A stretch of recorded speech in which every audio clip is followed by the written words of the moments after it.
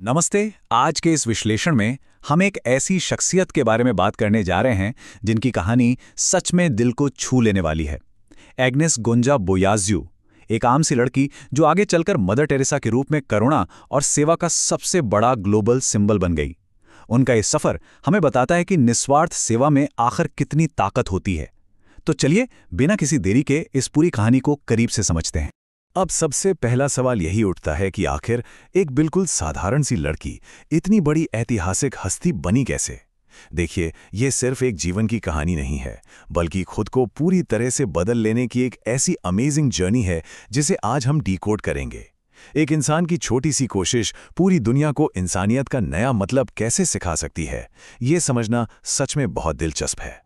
कहानी की शुरुआत होती है 26 अगस्त 1910 से स्कोपजे शहर में। यही वो दिन था जब एग्नेस यानी मदर टेरेसा का जन्म हुआ था।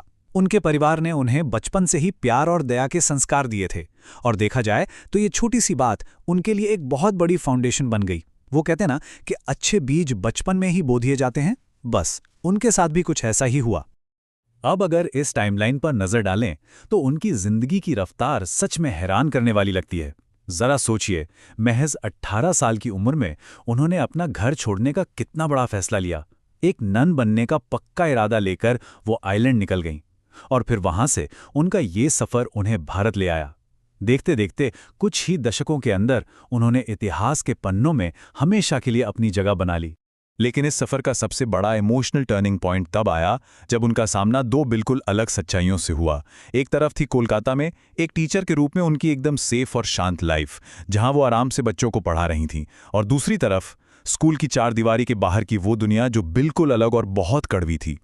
इसी कंट्रास्ट ने उन्हें उनके असली मकसद का एहसास करवाया। वो कड़वी सच्चाई आखिर थी क्या?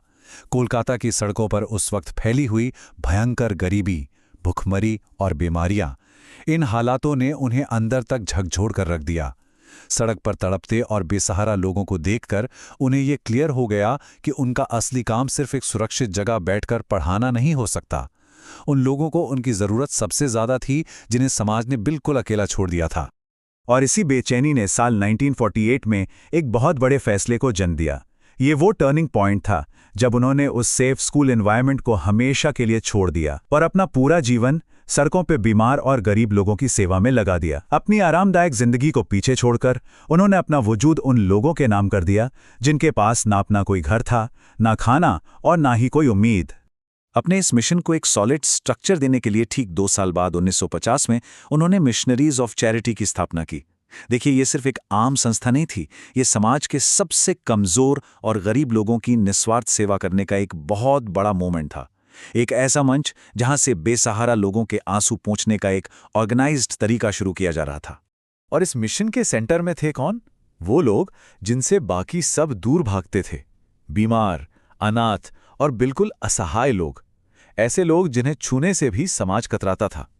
लेकिन कमाल की बात देखिए, धीरे धीरे उनकी इस सेल्फलेस सर्विस का असर इतना बड़ा हुआ कि पूरी दुनिया से हजारों लोग इस मिशन का हिस्सा बनने लगे और उनके इस काम में जुड़ते चले गए। यहाँ एक पॉइंट समझना बहुत जरूरी है। उनका काम सिर्फ दवाई देना या फिजिकल ट्रीटमेंट तक सीमित नहीं था। असल में उन्होंने इन मार्जिनलाइज्ड लोगों को वो इज्जत, वो रिस्पेक्ट और प्यार दिया जिसके वो सच में हकदार थे।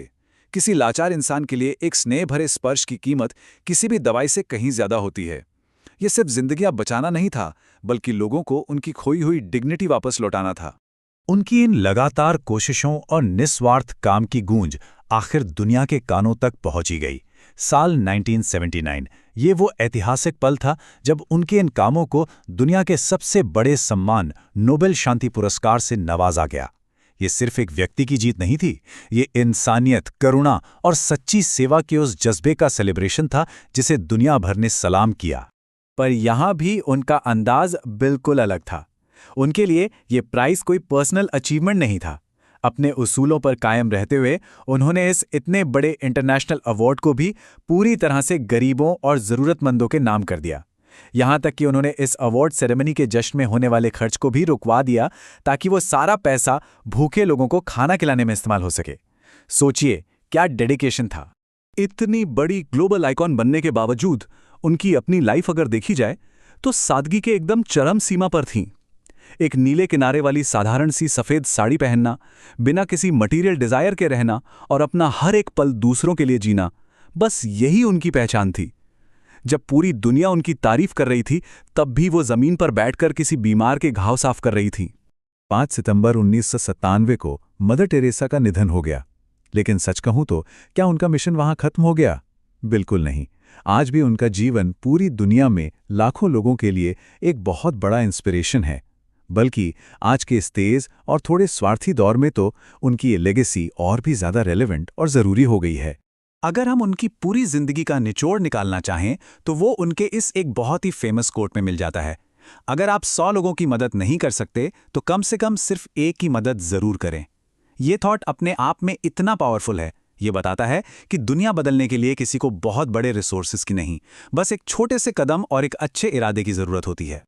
तो इस सफर को गहराई से समझने के बाद एक बहुत ही अहम सवाल हम सबके लिए छूट जाता है। आज के इस मॉडर्न और फास्ट पेस्ड समाज में हम उनकी इस निस्वार्थ सेवा की फिलॉसफी को कैसे अपनाएं? अपनी रोज की भागदौड़ में हम उस करुणा को कैसे जिंदा रखें जो उन्होंने हमें सिखाई? ये सिर्फ सोचने वाली बात नहीं है, बल्कि आज इसे अपने जीवन में उतारने वाली बात है। इस पर थोड़ा विचार जरूर कीजिएगा।